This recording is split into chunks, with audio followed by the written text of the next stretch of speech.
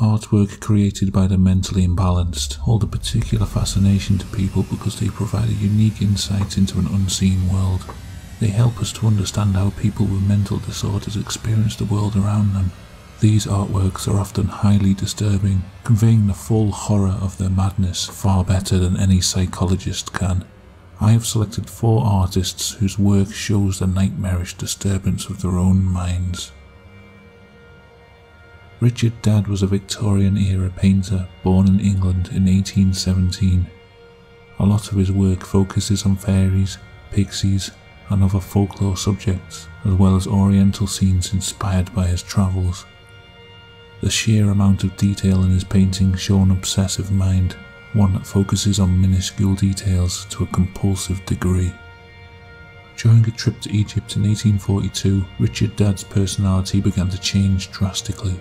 He began to believe that his mind was being controlled by the Egyptian god Osiris and became violent and delusional. Believing he was suffering from sunstroke, he returned to England and was taken in by his family in an attempt to recuperate him. His condition worsened during this period.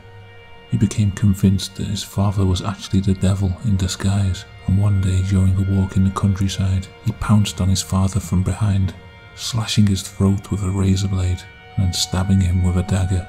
His father died from his wounds and Richard fled to France, still wearing his blood-stained clothes. Apparently, police investigating the murder found a sketchbook full of portraits by Richard Dadd of his friends and family, each one with their throats slashed. In France, Richard was riding a stagecoach. He pulled out a razor and attempted to slash the throat of a random passenger, still thinking that the devil was pursuing him. He was captured by the authorities and they certified him to be criminally insane.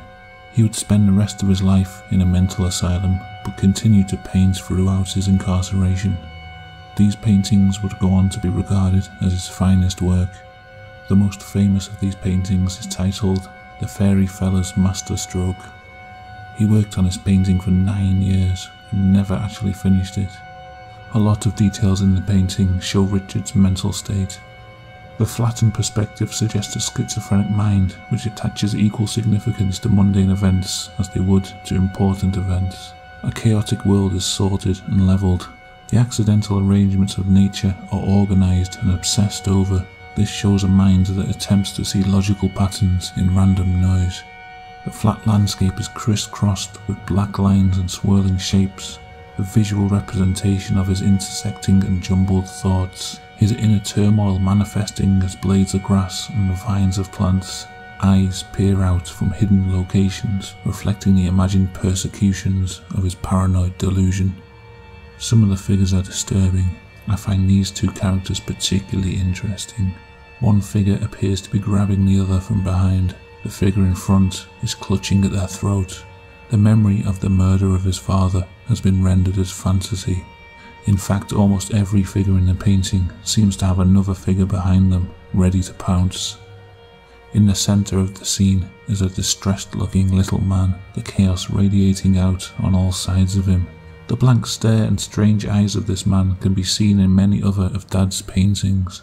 This one is titled Agony, Raving Madness. The face could very well be a self-portrait, the eyes and face of the lunatic in the painting bearing a striking resemblance to the artist himself. Another painting in this series shows the same man with a bloodied sword standing over a corpse, a scene which Richard Dadd painted numerous times. It seems that he dealt with the memory of his crimes by attempting to fictionalize them.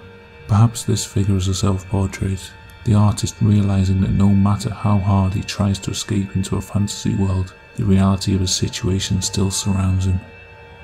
In 1995, artist William Utermohlen was diagnosed with Alzheimer's disease. He began a series of self-portraits in order to document his mental ruin as the disease slowly destroyed his mind. Over the course of 5 years, William painted or drew pictures of himself looking in the mirror. They show a slow depersonalization as the artist becomes unable to recognize his own face. The paintings change from accomplished portraits to abstract shapes that vaguely resemble a human head, the dementia turning the world around him into a frightening blur of unidentifiable, shadowy figures. The final portrait is the most haunting. the tiny frightened eyes like that of a rodent pressed into a fleshy mass of skin, one jowl hanging